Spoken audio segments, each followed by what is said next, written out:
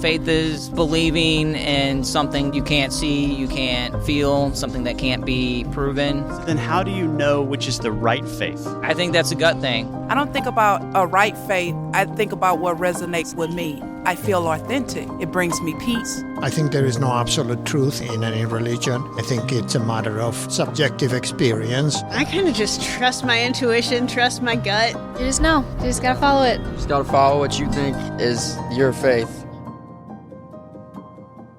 If faith is blind, then what makes one belief better or worse than any other?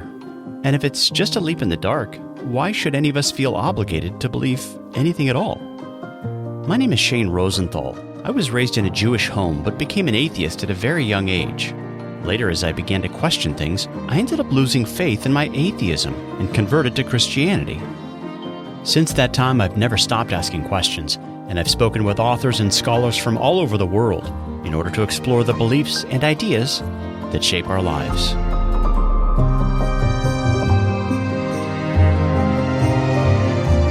Over the years, one thing I've concluded is this: we're all believers. But because there are so many conflicting ideas and worldviews out there, we just can't all be right. So how do we find the truth? On this podcast, we'll start by asking questions. I'm really just trying to figure out what I believe right now. Joining me for this episode of the Humble Skeptic podcast is Carl Trueman, who is professor of biblical and religious studies at Grove City College in Pennsylvania and host of the Mortification of Spin podcast. Dr. Trueman is also the author of over a dozen books, including Luther on the Christian Life, The Creedal Imperative, and Reformation Yesterday, Today, and Tomorrow. For the purposes of this program, we'll be talking with him about his latest book, The Rise and Triumph of the Modern Self. So why don't you start off by telling our listeners why you decided to take on this important writing project? Sure. Well, the book it started as a conversation between myself, Rod Dreher, senior editor at the American Conservative magazine, and Justin Taylor at Crossway. Rod and Justin thought it would be a good idea for somebody to write a brief introduction to the thought of Philip Rieff, who famously wrote and analyzed what he called the therapeutic culture, the book, The Triumph of the Therapeutic. And I agreed to have a look at that. And as I read Rieff and was starting to think about how to approach the subject, it became clear to me that a more interesting book would actually be applying Rieff to contemporary cultural situation. And so that was the origin of the book. And it came to focus on the question of how the sentence, "I am a woman trapped in a man's body," has come to make sense. Yeah. What I wanted to unpack was what shifts take place in the broader culture, what shifts take place in our understanding of what it means to be human, that mean that sentence is not just plausible to French deconstructionists, but actually makes sense to my neighbors, the man, the woman in the street. So that was the driving motivation for the book. You say that there are a lot of assumptions behind that phrase, that I'm a man trapped in a woman's body. What are some of those assumptions? Well, most obvious one, of course, is that my feelings are the most fundamental thing about who I actually am. In times past, if you'd said, "I'm a woman trapped in a man's body, I feel like a woman and therefore my body must be wrong," people would have responded by saying, no, it's your feelings that are wrong. We need to address what's going on inside your head and bring it into conformity with your body. The fact that transgenderism now is plausible would indicate that we no longer take bodily authority with the same seriousness that we once did. And in the book, I see that as part and parcel of a major change that's taken place over the last 300 years, whereby inner feelings, that inner space, that voice of nature within us has come to hold an authoritative position in how we think of ourselves, in what we consider to be our identity. How did those ideas come to be taken as normal in our day? Well, it's a long and somewhat convoluted story, and I certainly don't make any claim to having told the exhaustive story in this book. But I think we can see a number of key shifts. One of them takes place in the 18th and the early 19th century, where the thought of Jean-Jacques Rousseau, who has the idea that man is born free and everywhere is in chains. It's essentially society that screws you up. What we need to do is return to that inner voice of nature with which we're born, and that's what makes us authentic. That's picked up by the poets, the artists, the musicians of what we now call the Romantic movement, who really saw getting to be at one with your inner feelings as part of what would make you a balanced, well-rounded, moral human being. So we first of all see that the psychologizing of what it means to be the self, instead of, say, the medieval situation where, hey, I'm born the son of a peasant farmer. For me to be me is for me to learn how to fit into the external system into which I've been born. Right. We now have this idea that no, for me to learn to be me is for me to learn how to express my inner desires and feelings outwardly.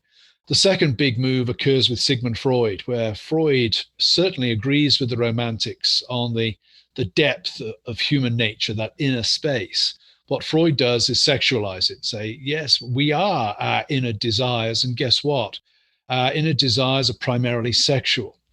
We live with the fruit of that every day now. When you take a step back and think, it's very odd that we would define ourselves in terms of our sexual desires.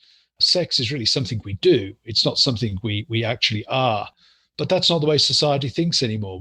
If I were to say to you, I've got a gay friend or a bi friend, or I'm straight, I'm making a claim about identity that's perfectly coherent now, because we tend to think that desire defines who we are. So that's the second move. Psychology, if you like, gets sexualized. And then the third big move is, once you've made that decision that identity is sexual, then politics, the way society is organized, the way we're expected to behave, politics has to address that. And so in the 20th century, we find the notion of political liberation becomes increasingly connected with notions of sexual liberation, breaking out from repressive sexual codes. We see the fruit of that in the 60s and onwards, right down to the present day. Now, obviously, there's always a difference between what elite thinkers think and how ordinary people operate. But when you think of pop culture, by and large, does what? It plays to our inner feelings. It plays to our interest in sex. Yeah. It presents those who attempt to corral sexual behavior as oppressive and tyrannical. So all of these ideas that are developed by sophisticated intellectuals percolate down through the culture, through art, poetry, music, all of these things. There is a path, if you like, from Jean-Jacques Rousseau to Ariana Grande. There is a track that one can trace between those two. Sometime at the beginning of last year, I had the opportunity to record some man-on-the-street interviews at Balboa Park in San Diego, and I'd like you to listen to some of these comments. There are people who have said, I, as a 45-year-old man, identify as a 32-year-old, and I'd like my driver's license to reflect that. What do you think about age identity? I think it's false. I think people have to be realistic, and if you're a 55-year-old guy, you got to say I'm a 55-year-old guy. But should DMV recognize your gender identity? Yes. Why should one be the case and not the other? I don't know. I don't even know how to answer that. Is it okay for me to identify as a female and then have the state recognize that on my driver's license? I don't know. That's a tough one. Genetically, you're still technically male. If you feel like a chick and you want to wear a dress, I don't care. So go talk to Gary at the DMV. If you were Gary at the DMV, what would you say? Sure, why not? You're not hurting me. Would you say that that's morphable to age? So I am a 54-year-old male and I identify as a 17-year-old male. Can my driver's license reflect that? If you want to be an 8-year-old pony, then let's do it. I'll sign you up right now. There was a case in Belgium where a man who was 54 identified as a 43-year-old, and he wanted his driver's license to reflect that. Is that something that you'd be comfortable with? How much does that negatively affect me? It doesn't negatively affect anyone. And if it doesn't, then, what right does anyone to say that they don't? And who am I to say whether or not they're allowed to do something, especially if it's making them feel good and make them, have a more beautiful life and doesn't hurt anyone. I think by expanding yourself and being open to those ideas of exceptions rather than rules, you're opening up your ability to be more compassionate and empathetic towards other humans. And I think that's only a good thing.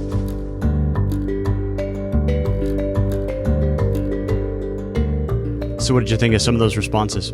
Fascinating. Absolutely confirmed the conclusions of my book. So it was really gratifying on that. Although I don't use the word chick at any point in my book. But I think it's interesting on a number of fronts. I mean, one, you get the what clearly comes through is that Western libertarian individualism. Right. Who am I to say to somebody else? So that's an interesting element. Secondly, you get the inconsistency that I think it was one of the women sort of acknowledges, that why is the body authoritative for age but not for gender? And she didn't know. She didn't know, which shows that a lot of this stuff is run on emotion and taste rather than logical or rational consistency. So those two aspects are very powerful there. But again, you get this very specious argument that, hey, it's not doing anybody any harm. But of course it is doing harm. If you're a man and you get arrested for something and you identify as a woman and you get sent to a woman's prison, man, you're like a kid in a candy store. Right. It jeopardizes there. It would jeopardize the well-being of female inmates. If you're a guy rugby player and you identify as a woman and start playing rugby against women's teams, and I'm the faculty advisor to the Grove City College women's team, I would not let them take the field with a man's team that identified as women, because they'd be crushed. Right. It would be a bloodbath. If you identify as a woman and get access to women's bathrooms, that affects people. So this idea that it doesn't affect me if we allow people to do this, that's complete nonsense. It affects parental rights. If a child identifies as transgender at school, and I know this from experience from the school district I used to live in Pennsylvania, near Philadelphia, the school policy was if a child identifies as transgender, the teacher's not obliged to tell the parents. Wow. In other words, the teachers claim a right to know the child's true identity, but won't tell the true identity of the parents. It affects parental rights. When we start allowing children, even prepubescent children, to claim to be another gender and start prescribing them drugs that block puberty and mess around with the hormones, we're abusing their bodies. Right. So it's not the equivalent. Transgenderism is not the equivalent to me saying, I want to wear a canary yellow suit. Right. That doesn't affect anyone. It may make me look ridiculous, but it doesn't affect anyone. This idea that legally recognizing the fact that a man claims to be a woman, legally recognizing that doesn't have any social impact on the rest of us is arrant nonsense.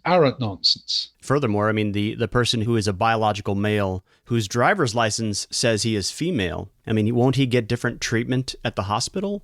The list goes on. Yeah. I mean, the list goes on. It's remarkable how the mythology that we are the sovereigns of our own identity has gripped the imagination. And we see it, incidentally, way back in Rousseau. Rousseau's premise is man is born free and everywhere is in chains.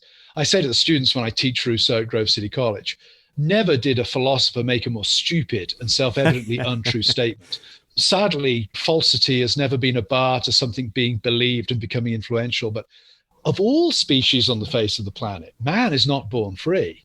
If you were to take a newborn baby out of a hospital and just put it at the side of the road, it's going to die very, very quickly.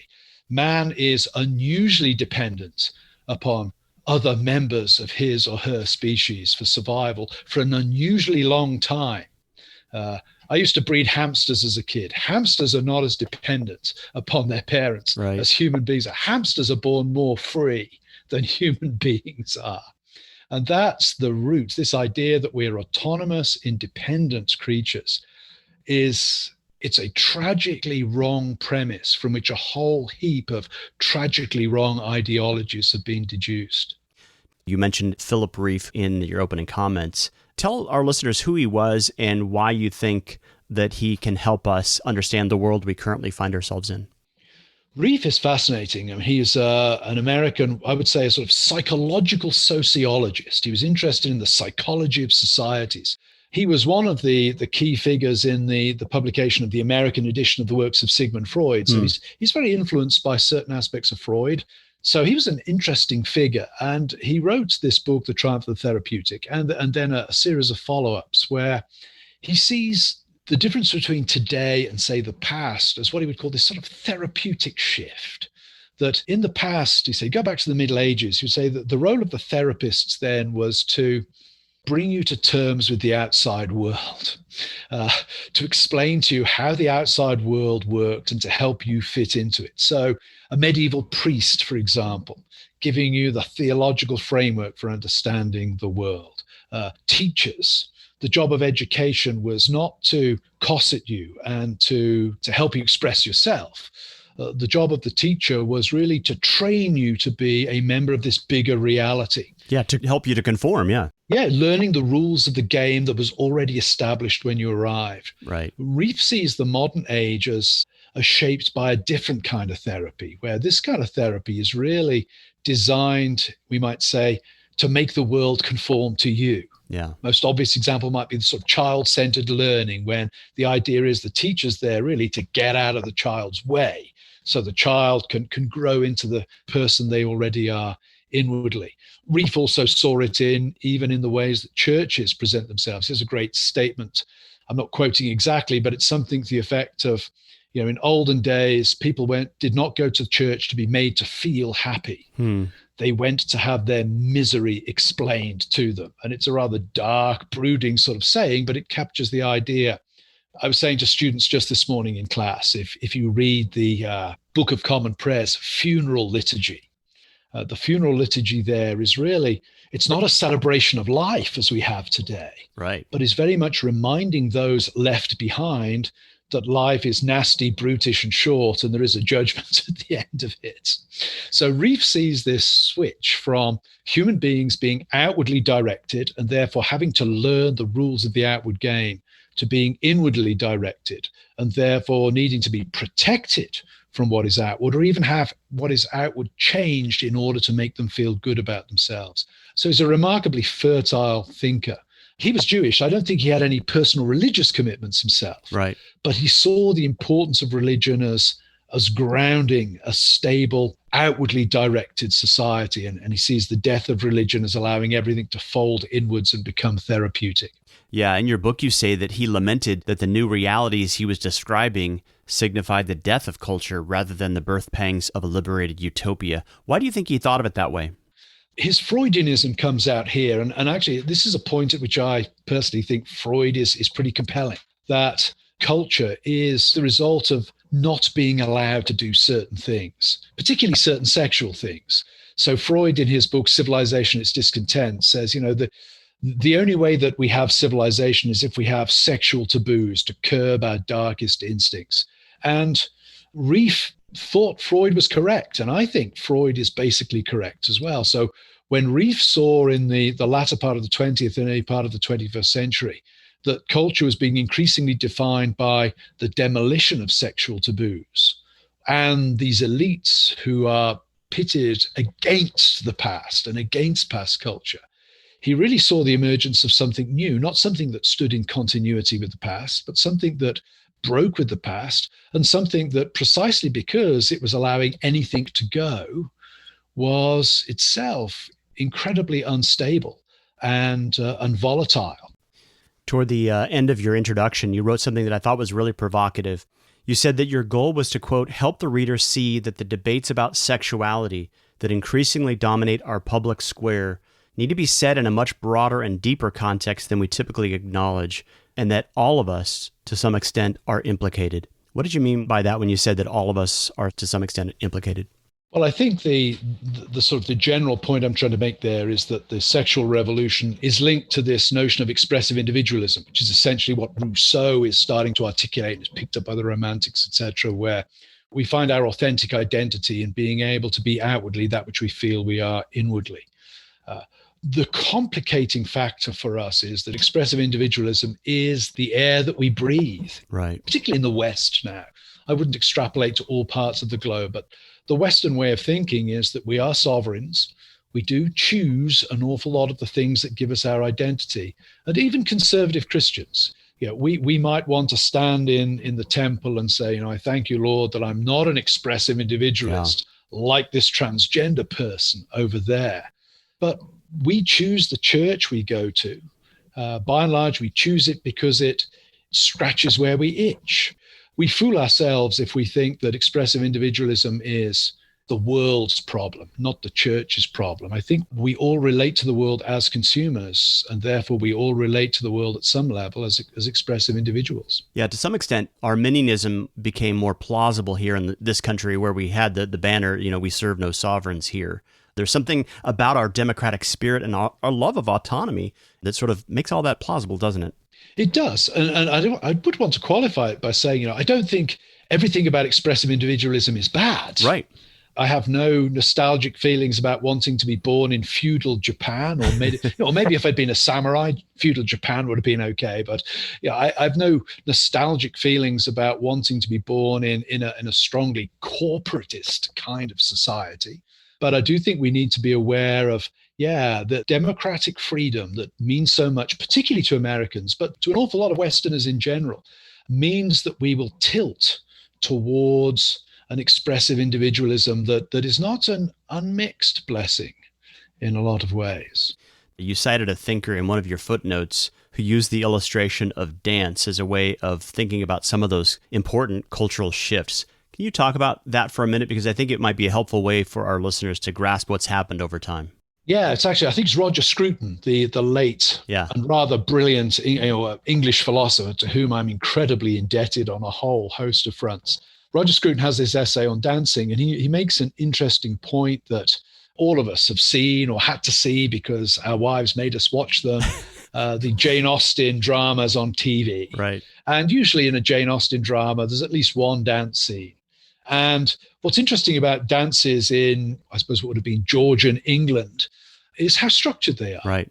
And each individual has to know the dance steps and has to fit their dance steps to coordinate with everybody else. And the point Scruton makes there is the individual only has meaning to the extent that he or she is able to coordinate and obey the rules of the game that everybody else is obeying. Yeah, there's that conformity idea again. Yes. If you don't conform, you get your feet stepped on. Yeah, you just look like an idiot. Yeah. You don't fit in at all. Jump ahead a couple, 150, 160 years, Saturday Night Fever, and watch, John Travolta doing his thing on the dance floor. The interesting thing there is that John Travolta finds his individuality not by coordinating with a larger group. Yeah. He doesn't find his meaning in a larger group. He finds his meaning by expressing in his outward dance moves exactly what he feels inside. We might say he's strutting his stuff, or he's showing off his wares. On one level, it seems trivial, just different dance styles. On another level, it reflects a completely different view of how human beings, we might say, authenticate themselves. Yeah. Do they authenticate themselves by coordinating with the crowd, or do they authenticate themselves by expressing outwardly that which they as an individual feel inwardly? Though you spend a lot of time outlining the history of ideas related to your thesis, you also say that ideas are only part of the story. What else would you say contributes to the rise of the modern self? Well, a whole host of things. I mean, pop culture clearly has to play a significant part. And we've already talked about John Travolta, and sort of pop music plays into that cult of the expressive individual. I would say one of the key things that I highlight in one of the chapters is the role of pornography. Pornography in Christian circles, we often tend to think of it as an evil because it promotes lust, or it promotes the objectification, exploitation of women, or indeed of men. And both of those things are true. But I would also argue that pornography promotes a particular philosophy of what it means to be a human person. The other person exists for my personal pleasure. The other person is merely instrumental to my pleasure. On the day I got married, when I turned around and saw my wife walking down the aisle, if it had been another woman, equally beautiful, equally delightful, etc., it wouldn't have done, because I wasn't in love with a body. I was in love with a person. And what pornography does is presses on us the idea that the meaning of your life is you, the meaning of your life is sexual pleasure, the meaning of everybody else is how they either get out of your way or enable you to enjoy sexual pleasure. So pornography would be another example, I would say, of how the philosophy of expressive individualism finds a quiet way of infiltrating the way people imagine the world without them even knowing it. Commercials. Again, Christians are very worried often about access to internet pornography, and rightly so. commercials preach a not dissimilar philosophy of what it means to be a human person. You can be satisfied by buying these things that satisfy your desires. I think I still have it in my head.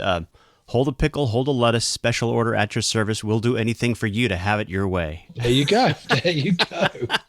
It just sticks in your head, even from way back from the 70s. I remember my dad, he's been dead some years now. When my dad visited America, the thing that drove him crazy was at restaurants, there was so much choice. The waiter would want to know fries, what soup. And Dad was like, look, just bring me a meal. He really felt the burden of consumerism and expressive individualism. You also say that technology itself makes it easier for us to think that reality is something we can manipulate. Yeah. Well, we even have that phrase, virtual reality. But when you think of times past, a lot of things had authority over us there, which no longer have authority. I'm an immigrant. My accent gives me away. 200 years ago, I might have said goodbye to my parents when I left to come to America, knowing I was never going to see them again. Geography had huge authority. That's slowly been attenuated by the telegraph, the locomotive, the telephone, the car, the aeroplane, the internet. I can speak to my mum every week if I want now. I can fly home with great ease. Technology has reinforced this idea that, yes, the world is whatever we care to make it. So you talk in your book about the 2015 Obergefell versus Hodges U.S. Supreme Court decision. What was that case about, and how did the court end up ruling? The case is the famous gay marriage case, and the court ruled by a 5-4 majority in favor of finding a right to gay marriage within the Constitution and therefore granting federal recognition to gay marriage. Some people say it legalized gay marriage. Gay marriage was not illegal, it just wasn't recognized by the federal government, I think would be a more accurate way of putting it.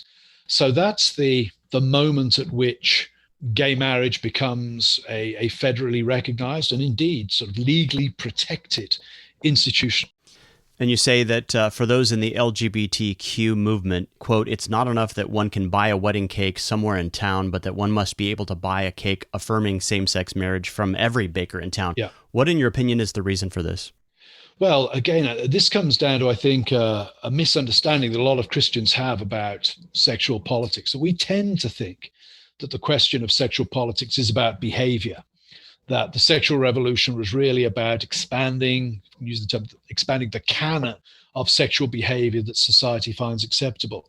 If we go back to what I said earlier about Freud and co., where sex becomes identity, in actual fact, a gay couple, they don't think of their gayness as a set of activities. They think of it as an identity. So when you go into a cake baker and ask a cake baker, bake me a cake for my gay wedding, and the cake baker says, no, I'll bake you a cake for anything else, but I won't bake it for your wedding on the grounds that I have religious and moral objections to what you're doing. The cake baker thinks he's objecting to a behavior. He thinks he's expressing disapproval of behavior. What the gay couple hear is a denial of their identity. Yeah. Pretty much the equivalent, if you like, of in the 1950s. We'll tolerate African Americans, but you've got to sit at the back of the bus, or you've got to use that restroom over there, not the one that we keep over here for the white customers.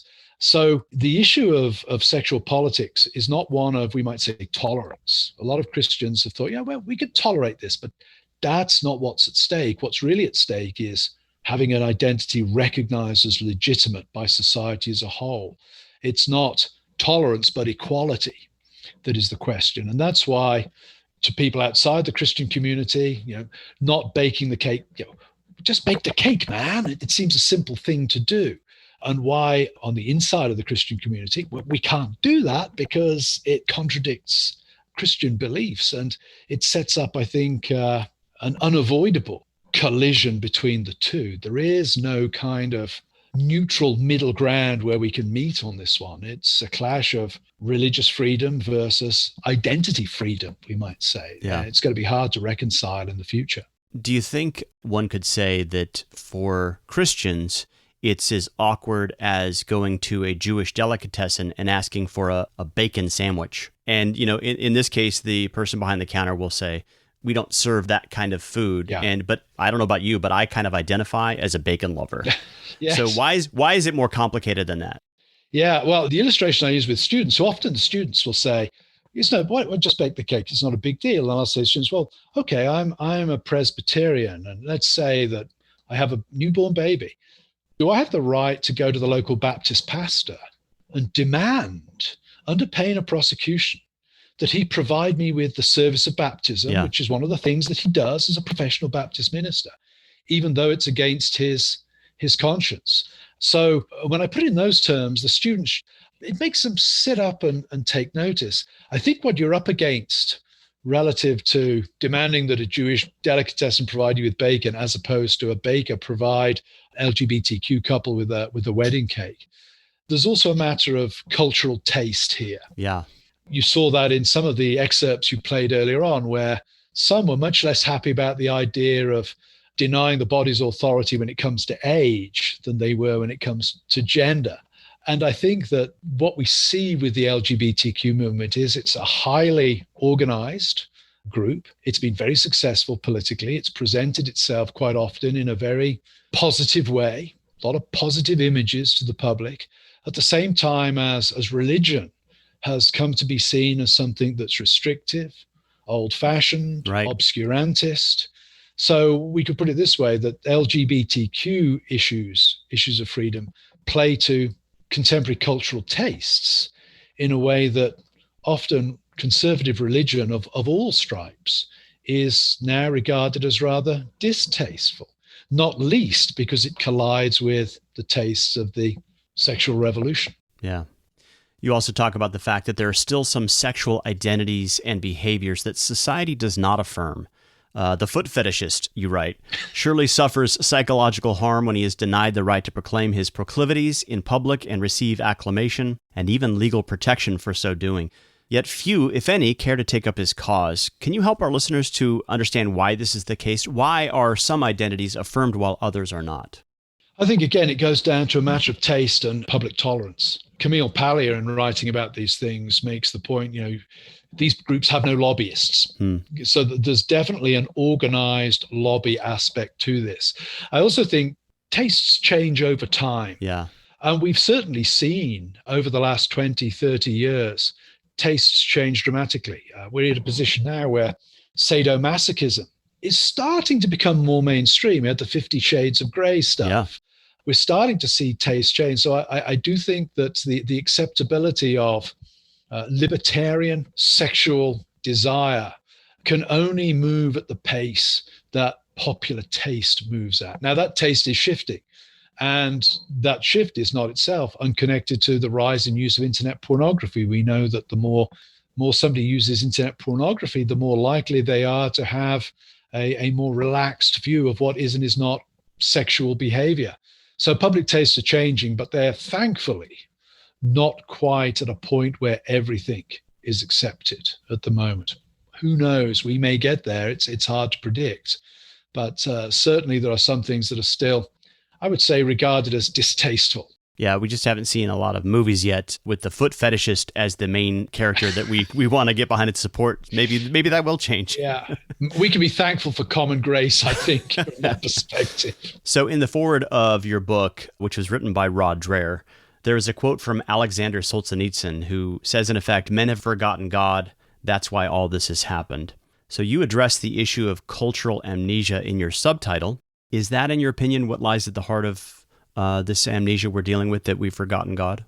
I think that's a big part of it. I mean, it plays into the history of ideas. Nietzsche is the big person in the 19th century who, in a famous passage in his book, The Gay Science, has this character, the madman, call out polite Enlightenment atheists and essentially say, you guys have got rid of God, but you want to keep a basic form of Christian morality. And you just can't do that. If you get rid of God, you have to start from scratch and do it according to your own desires and will and passions. So there is an intellectual dimension to this. It also then feeds, I think, into how cultures legitimate authority. An example, Reef talks about 3 different kinds of worlds: first, second, and third world. Slightly confusing because third world for most people means the developing world. Yeah. Reef is using it in a completely different way.